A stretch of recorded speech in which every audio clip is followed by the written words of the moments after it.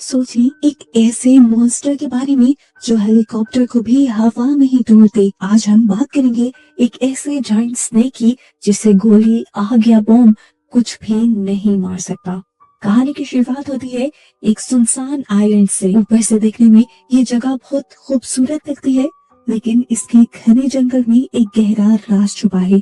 यहाँ कुछ भारी भरकम मिलिट्री ट्रक्स और हेलीकॉप्टर्स जंगल के बीच से गुजर रहे हैं। ये कन्वॉय लिन नाम की एक लड़की और उसके 2 असिस्टेंट को एक हाईटेक फैसिलिटी की तरफ ले जा रहे हैं। जैसे ही वो ट्रक्स कच्चे रास्ते से गुजरते हैं तो एक छोटा सा सांप ट्रक के टायर के नीचे आकर कुचला जाता है। ये दिखने में एक मामूली सा हादसा लगता है, लेकिन जैसे ही ट्रक आगे बढ़ता है वो मरा हुआ सांप अचानक हिलने लगता है और वापस जिंदा हो जाता है। और इस सीन से हमें पता चलता है कि इस आइलैंड पर कुछ तो बहुत ही अजीब और अननेचुरल हो रहा है। इसके बाद ये लोग अपनी डेस्टिनेशन तक पहुंच जाते हैं, एक बहुत ही बड़ा सीक्रेट रिसर्च सेंटर। यहाँ साइंटिस्ट सांपों पर खतरनाक जेनेटिक एक्सपेरिमेंट कर रहे हैं। लैब के अंदर टेंशन साफ महसूस हो रही है। इनका असिस्टेंट डरते हुए उसे बताता है कि उनका लेटेस्ट एक्सपेरिमेंट फिर से फेल हो गया है। वो वार्निंग देता है कि हमें इसे बंद कर देना चाहिए। अगर ये इलीगल रिसर्च ऐसे ही चलती रही तो बाहर की दुनिया को शक हो जाएगा और ये पूरा प्रोजेक्ट बंद कर दिया जाएगा। उनके पास वक्त बहुत कम है, लेकिन वहाँ का हेड साइंटिस्ट डॉक्टर क्यू अपनी जिद पर है कि वो किसी भी तरह इस प्रोजेक्ट को पूरा करेगा। वो इतना ज्यादा पागल हो चुका है कि किसी भी नुकसान की परवाह नहीं कर रहा। वो कहता है कि अब रुकने का मतलब होगा करोड़ों का नुकसान, इसीलिए वो किसी भी हाल में ये रिसर्च बंद नहीं करेगा। लैब के बाहर का नजारा किसी बुरे सपने से कम नहीं है। वहाँ साइंटिस्ट बड़े बड़े बॉक्सेस से हजारों छोटे छोटे जेनेटिकली मॉडिफाइड सांपों को एक गहरे गड्ढे में डाल रहे हैं, और ये सब देखते ही रोंगटे खड़े हो जाते हैं। लिन एक ह्यूज ग्लास चैम्बर के सामने खड़ी होती है। उस चैम्बर के अंदर उनकी रिसर्च का सबसे बड़ा रिजल्ट कैद है। ये मॉन्स्टर डॉक्टर क्यू ने ही बनाया है, और फिर इसी की जीन्स का इस्तेमाल करते हुए ये लोग बाकी भी सांपों को इतना ही ताकतवर बनाना चाह रहे थे। लिन को एहसास हो जाता है कि ये सब कंट्रोल से बाहर हो चुका है, इसीलिए वो एक बड़ा फैसला लेती है और अपनी टीम को कहती है कि यहाँ का सारा डाटा डिलीट कर दो, सारे सबूत मिटा दो। वो सोल्जर्स को भी ऑर्डर दे देती है कि बाहर गड्ढे में पड़े हुए हजारों सांपों को जला दिया जाए और फिर इस लैब को भी खत्म कर दिया जाए। डॉक्टर गिड़गिड़ाता है, एक आखिरी मौका मांगता है, लेकिन लिन एक नहीं सुनती। वो एक ऐसा बटन दबाती है जिससे इस लैब का सबसे जहरीला केमिकल उस सांप के अंदर इंजेक्ट हो जाता है। लेकिन हमेशा की तरह ये जहर भी उस पर कोई काम नहीं देता और वो पहले से भी ज्यादा एग्रेसिव हो जाता है, यानी गुस्से में आ जाता है। और यहाँ वो सांप दर्द और गुस्से से जोर से चीख मारता है। ये चीख इतनी तेज थी कि फैसिलिटी से बाहर पड़े हुए उन सारे सांपों ने भी सुनी थी, और अब वो अपने लीडर की आवाज पर रिएक्ट करने लगे थे। वहाँ अब अफरा तफरी मच जाती है। वो बड़ा सांप अपने कांच के पिंजरे को तोड़ने की कोशिश करता है। लिन घबरा कर इमरजेंसी इंसिनेटर चालू कर देती है ताकि सांप को ग्लास के अंदर ही जिंदा जला दिया जा सके। आग की लपटें उस चैम्बर को घेर लेती हैं, लेकिन वो मॉन्स्टर इतना ताकतवर है कि आग भी उसका कुछ नहीं बिगाड़ पाती। उधर बाहर वो छोटे छोटे सांप गड्ढे में से निकलकर सभी सोल्जर्स और साइंटिस्ट पर टूट पड़ते हैं। वहाँ एक कत्ले आम शुरू हो जाता है। जब लिन देखती है कि हालात बिगड़ चुके हैं तो वो अपने असिस्टेंट को लेकर हेलीकॉप्टर की तरफ भागती है और पीछे से सोल्जर्स साइंटिस्ट को गोली मार देते हैं ताकि वो जिंदा बचकर उसका राज किसी को न बता सके। लेकिन इस राज के रिसर्च में जो सबसे बड़ा मॉन्स्टर बना था वो तो किसी के हाथ आ ही नहीं रहा था। सोल्जर्स ने उसके ऊपर बॉम्ब चलाई, गोलियां चलाई, पर वो मर नहीं रहा था। आखिर वो जायंट स्नेक अपने कांच को तोड़कर बाहर निकल भी आता है और फिर अपनी जंजीरों को भी तोड़कर पूरी तरह आजाद होकर सोल्जर्स पर हमला करने लग जाता है। वो पूरे इंसान को एक टाइम में निकल रहा था। लिन तो मजे से अपने हेलीकॉप्टर में बैठ जाती है और अपने असिस्टेंट को कहती है कि यहाँ का सारा मेस क्लियर कर आना। इसके बाद वो तो अपनी जान बचाकर यहाँ से उड़ जाती है और पीछे से बेचारा असिस्टेंट बचे हुए सोल्जर्स को वापस सेंटर की तरफ भगाने की कोशिश करता है, लेकिन सांपों की फौज उनका रास्ता रोक लेती है। पर हवा में वो जायंट स्नेक एक छलांग लगाता है और दूसरे हेलीकॉप्टर को हवा में ही तोड़कर गिरा देता है। जमीन पर फंसे हुए असिस्टेंट को समझ आ जाता है कि वो इन सोल्जर्स के जरिए उस बड़े जाइंट मॉन्स्टर से नहीं लड़ सकते। अपने आप को बचाने के लिए वो लोग जंगल की तरफ भागते हैं। एक सोल्जर यहाँ से ट्रक लेकर भी भागने की कोशिश करता है, लेकिन बड़ा सांप उसका पीछा करता है और वो बड़ा ट्रक अपनी जान बचाने के चक्कर में पहाड़ से गिरकर तबाह हो जाता है। अब वो दोनों असिस्टेंट अपनी जान बचाकर जंगल में भाग रहे हैं और हमें दिखाया जाता है कि वो बड़ा सांप उनके पीछे पड़ गया है। वो उनके ऊपर हमला करता है और यहाँ पर एक लड़की बुरी तरह जख्मी हो जाती है। लड़का जो उसका पार्टनर है उसे बचाने के लिए अपनी जान की बाजी लगा देता है और एक चाकू से सांप की आंख पर वार करता है। दर्द के मारे सांप उस लड़की को दूर फेंक देता है। लड़की अपनी आखिरी सांसें लेती है और वहीं दम तोड़ देती है और लड़का ये सब देखकर टूट जाता है। लेकिन उस लड़की को तो रोने का भी वक्त नहीं मिलता। सांप वापस आता है और उस लड़की को भी मार देता है।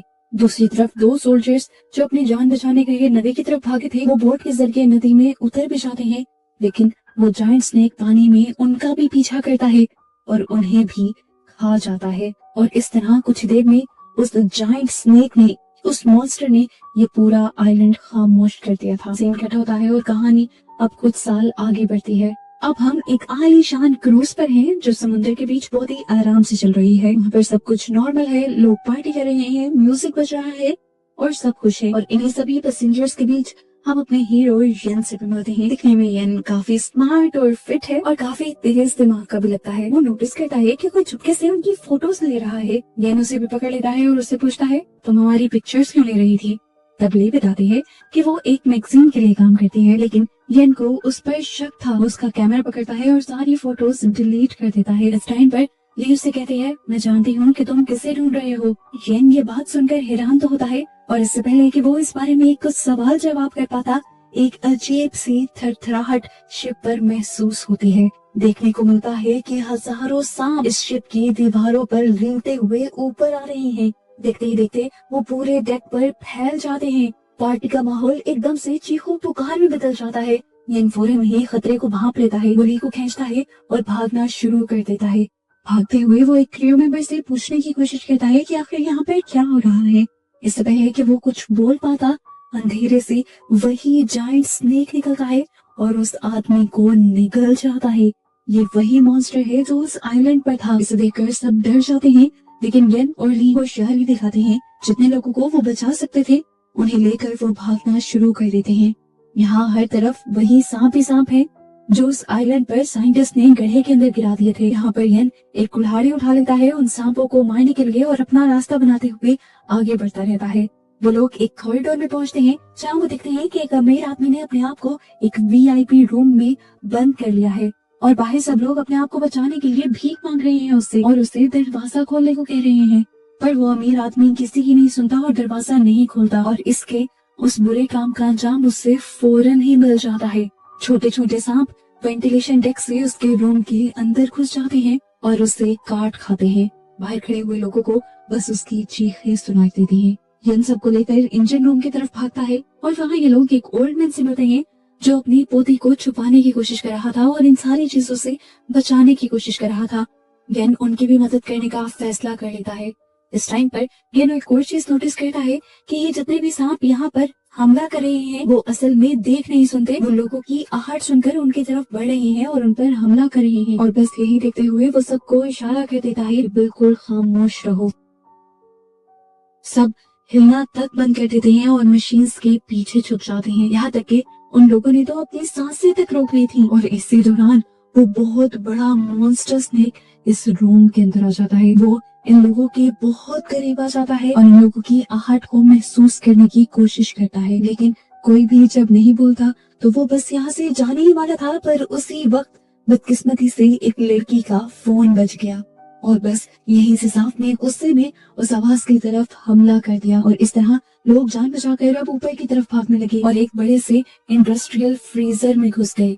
उनके अंदर जाते ही इस फ्रीजर का हैवी दरवाजा बंद हो गया और सांप इन तक पहुंचने के लिए उस दरवाजे के ऊपर जोर जोर से टक्कर मारता रहा, यहाँ तक कि उस मेटल के दरवाजे पर डंट पड़ गया, लेकिन दरवाजा नहीं टूटा और इस तरह फिलहाल के लिए इनकी जान बच गई। बाहर इन्होंने फील किया कि सब कुछ शांत हो चुका था। उन्हें लगा कि वहाँ से वो सांप जा चुका है, लेकिन अब मुसीबतें और भी थी। ये लोग जहाँ पर थे वहाँ पे भी सेफ नहीं थे। यहाँ पर भी ठंड बहुत ज्यादा बढ़ चुकी है और अगर ज्यादा देर ये लोग यहाँ पर रहे तो मर जाएंगे। ये लोग सोच में पड़ जाते हैं कि इन्हें आखिर क्या करना चाहिए। तभी यन देखता है कि ग्रुप में एक लड़की को उसी सांप ने काट लिया है। इनके पास इस टाइम कोई दवाई नहीं थी और अगर उस लड़की को वक्त पर दवाई न मिलती तो वो जल्द ही मर जाता। ये लोग यहाँ पर फर्स्ट एड ढूंढने की भी कोशिश करते हैं पर यहाँ कुछ नहीं था। यन जानता है कि वो यहाँ पर हमेशा नहीं रह सकते। वो एक डेंजरस प्लान बनाता है कि वो बाहर जाकर सांप का ध्यान भटकाएगा ताकि बाकी लोग भाग सकें। अचानक उसका दोस्त ज़ुहू उसे रोकता है। इससे पहले कि ये लोग कोई बात कर पाते वो लड़का जो जख्मी था वो जल्दी से दरवाजा खोलकर बाहर चला जाता है और भागने लग जाता है। उसकी आहट सुनकर सांप उसके पीछे पड़ जाता है और इन लोगों को भागने का मौका मिल जाता है। उस लड़के ने ऐसा इसलिए किया था ताकि इन सब की जान बचाई जा सके। वो खुद तो जानता था कि वो मरने वाला है। अपनी जान की कुर्बानी देकर वो सबको बचा रहा था। सब लोग जैसे ही यहाँ से निकलते हैं तो वो सांप को लेकर फ्रीजर के अंदर चला जाता है और दरवाजा बंद कर देता है। ये देखकर यन का दिल टूट जाता है और उसे बहुत गुस्सा आता है। बचे हुए लोग कैप्टन के ब्रिज की तरफ जाते हैं। ये लोग यहाँ आकर देखते हैं कि कैप्टन यहाँ पर मरे पड़े थे और शिप वहाँ पर रुकी हुई थी। शिप को तो किसी भी हाल में चलाना होगा। ली कहती है कि मुझे शिप चलाना आती है। वो जब शिप चलाने की कोशिश करते हैं तो इस शिप पर एक बहुत बड़ा धचका लगता है। बाहर से दिखाया जाता है कि असल में पानी के अंदर से वो जाइंट स्नेक निकल आया था जिसके ऊपर एक्सपेरिमेंट किए जा रहे थे। ये इतना बड़ा था कि उसने पूरी शिप को अपने कब्जे में ले लिया। शिप के ऊपर लिपट गया वो और उसने फिर अपने बड़े से मुंह के करके शिप के डेक पर हमला किया। देखते हुए यन और ज़ुहू बाहर जाते हैं उसे रोकने के लिए, लेकिन वो मॉन्स्टर बहुत ही बड़ा, बहुत ही खतरनाक है। उसे देखकर यन को एहसास हो जाता है कि अब ये शिप नहीं बचेगा। वो ज़ुहू से कहता है कि सबको लाइफ बोट में बिठाओ। सब उसकी बात मानते हुए ऐसा करने लग जाते हैं, जबकि यन पीछे रहकर अपनी लाइफ को खतरे में डालकर इस पूरी शिप के ऊपर केरोसिन छिड़कने लग जाता है। वो डिसाइड करता है कि वो इस शिप को चला देगा। दूसरी तरफ ली और बाकी लोग लाइफ बोट में बैठकर पानी के अंदर उतर भी जाते हैं और ये लोग यहाँ पर यन का इंतजार कर रहे होते हैं इस उम्मीद में कि यन वहाँ पर बचा हुआ होगा और इस लाइफ बोट तक आएगा। लेकिन अचानक ही शिप के अंदर एक बहुत बड़ा धमाका होता है। आग लग जाती है और वो शिप जलने लग जाती है। एक मरतबा के लिए तो इनकी उम्मीद टूटी, लेकिन फिर जब इन्होंने यन को पानी में से निकलते हुए देखा तो इनकी जान में जान आई। वो सच में यन ही था। आखिरी वक्त पर वो बोट में आने में कामयाब हो गया। सब उसे मिलकर बोट के अंदर खींचते हैं और वो यहाँ आते ही बेहोश हो जाता है। अगली सुबह इनकी बोट एक आइलैंड के किनारे पर पहुंच जाती है। सुबह होते ही यन को होश भी आ जाता है। बोट कर सबको उठाता है और ये लोग इस आइलैंड के अंदर चले जाते हैं। लेकिन यहाँ आकर भी इनकी लाइफ आसान नहीं हुई थी। लाइफ के अंदर दोबारा एक डर और खौफ वापस आ गया था। एक मॉन्स्टर से तो बच कर आए थे, लेकिन यहाँ पे तो कई 100 मॉन्स्टर्स थे, ऐसे जाइंट मॉन्स्टर जो इंसानों को खाते हैं। यहाँ पर एक लड़की का पाँव एक पत्थर से टकराता है और अचानक जमीन जोर जोर से हिलने लग जाती है। पता चलता है कि वो पत्थर नहीं थे, असल में बहुत ही बड़े और इंसानों को खाने वाले खौफनाक मॉन्स्टर्स थे जो उन पत्थरों के अंदर से खौफनाक तरीके से बाहर निकल आते हैं और उनमें से एक लड़की को तो निगल भी लेते हैं और बाकी लोग इन सब के ऊपर हमला करने की कोशिश करते हैं। यानी देखकर समझ आता है कि ये मॉन्स्टर्स अंधे हैं, लेकिन खून की खुशबू से जाग जाते हैं। जिस लड़की का असल में उस पत्थर पर यानी इस मॉन्स्टर पर पाँव लगा था वो उस टाइम जख्मी थी और उसी की खुशबू को सूंघते हुए ये सब जागे थे। उसे ये भी पता चल जाता है कि ये मॉन्स्टर सुन भी सकते हैं, इसीलिए वो सबको आहिस्ता आहिस्ता चलने को कहता है। और इसी तरह ये लोग इन मॉन्स्टर से बचकर जंगल की गहराई में चले जाते हैं और जब वहाँ से निकलते हैं तो पहुँचते हैं एक सप्लाई कैंप के अंदर। ये एक आर्मी कैंप लग रहा था। वहाँ पर बहुत सारे वेपन्स और बॉम्ब्स थे जिन गन्स को इन्होंने अपने बचाव के लिए उठा लिया। यहाँ पर इन्हें एक वॉकी टॉकी भी मिलता है जिससे ये लोग मदद बुलाने की कोशिश करते हैं, पर सिग्नल नहीं है। अब इन्हें ना चाहते हुए भी आगे बढ़ना पड़ता है और आगे जाने पर इनका सामना हो जाता है एक बहुत ही बड़ी स्पाइडर से। वो स्पाइडर अपना स्टंग एक आदमी के अंदर स्टैब कर देता है और एक ही बार में उसे पूरा का पूरा निगल जाता है। ये देखकर सभी लोग बहुत ही ज्यादा घबरा जाते हैं और डर जाते हैं। अपने आप को बचाने के लिए ये सब लोग वहाँ से भाग भी रहे थे और उस मॉन्स्टर को उनका पीछा करने से रोकने के लिए उस पर हमला भी कर रहे थे। बॉम्ब्स, गोलियां, हर तरह का तो हमला कर दिया था, पर वो मॉन्स्टर जो रुकने का नाम ही नहीं ले रहा था। आखिरकार ये लोग एक खुफिया बिल्डिंग के अंदर पहुंच जाते हैं। अपने आप को बचाने के लिए ये उस बिल्डिंग के अंदर चले गए और दिखाया गया कि ये वही रिसर्च सेंटर है जिसे मूवी की शुरुआत में दिखाया गया था। अंदर अंधेरा और धूल जमी हुई थी। दीवारों पर सांपों की तस्वीरें लगी हुई हैं और जमीन पर साइंटिस्ट की मरी गली सड़ी लाशें पड़ी है। अचानक से लैब की लाइट ऑन हो जाती है और यन हैरान हो जाता है कि आखिरकार ये लाइट किसने ऑन की। उन्हें तो अभी ये भी नहीं पता था कि यहाँ की लाइट्स ऑन करने के स्विचेस कहाँ हैं। अब उसे शक होने लगा था कि जरूर यहाँ पर कोई आदमी है जो उनके साथ ये खेल खेल रहा है। वो सबको ही शक की नजर से देखता है। फिर सब लोग यहाँ पर आराम करने का फैसला करते हैं और सो जाते हैं, लेकिन एक आदमी नहीं सोता। वो लैब में घूमने लग जाता है और हम फील करते हैं कि वो कुछ ढूंढने की कोशिश कर रहा है। वो एक पोस्टर हटाता है और एक छुपी हुई उसे डायरी मिलती है और यहाँ एक बहुत बड़ा राज खुलता है कि ये आदमी कोई और नहीं बल्कि डॉक्टर क्यू है। वो मरा नहीं था, उसने बस मरने का नाटक किया था और उस शिप के जरिए वो ही सबको यहाँ पर ला रहा था। शिप के क्रूज पायलट को उसी ने मारा था ताकि शिप यहाँ पर क्रैश हो। हमें पता चलता है कि वो सांप को मारना नहीं चाहता था, बल्कि वो उसे वापस लेने आया था क्योंकि उसी ने उस सांप को बनाया था। यहाँ येन को दिखाया जाता है, वो अंदर की तरफ जाता है और उसे एक केव जैसी जगह दिखाई देती है। हम देखते हैं कि यहाँ वही जायंट स्नेक बैठा था जो उस शिप की आग से भी बच गया था। सांप जानता था कि येन ने ही उस पर वो जानलेवा हमला किया था और अपना बदला लेने के लिए वो अब येन पर भी हमला कर देता है। यहाँ पर ज़ुओ जो येन का पक्का दोस्त है, वो येन को बचाने के लिए उन दोनों के दरमियान में आ जाता है ताकि येन को यहाँ से भागने का मौका मिल सके। येन बाहर की तरफ लुढ़कता है और पीछे से बाहरी ब्लास्ट डोर्स खुद ही बंद हो जाते हैं और ज़ुओ भी उस मॉन्स्टर के साथ अंदर बंद हो जाता है। येन रोता है, दरवाजों को पीटता है क्योंकि उसे लग रहा था कि उसका दोस्त मर गया। यहाँ पर ली येन को संभालती है और अचानक से इनकी वॉकी टॉकी भी बजने लग जाती है। असल में इन्होंने जिस रेस्क्यू टीम को कांटेक्ट किया था, फाइनली उनका रिप्लाई आ गया था कल सुबह तक यहाँ पर उनको बचाने के लिए एक रेस्क्यू टीम पहुंच जाएगी। ये सुनकर सब बहुत ही ज्यादा खुश होते हैं और हम येन की आंखों में देखते हैं। उसकी आंखों में ना तो खुशी है ना तो आंसू, उसकी आंखों में अब बदले की आग है। वो कहता है कि जब तक वो मॉन्स्टर जिंदा है हम यहाँ से नहीं जाएंगे। उसे अब ज़ुहो और बाकी सब लोगों की मौत का बदला लेना है। वो एक प्लान बनाता है और सबको उस प्लान के अकॉर्डिंग काम बांट देता है ताकि वो उस मॉन्स्टर को मार सके। और इस टाइम पर डॉक्टर क्यू अपना असली चेहरा दिखा देता है। प्लान को एग्जीक्यूट करने के टाइम पर येन जब उसे अकेला मिलता है तो वो येन पर चाकू से हमला कर देता है ताकि वो अपने बनाए मॉन्स्टर को बचा सके।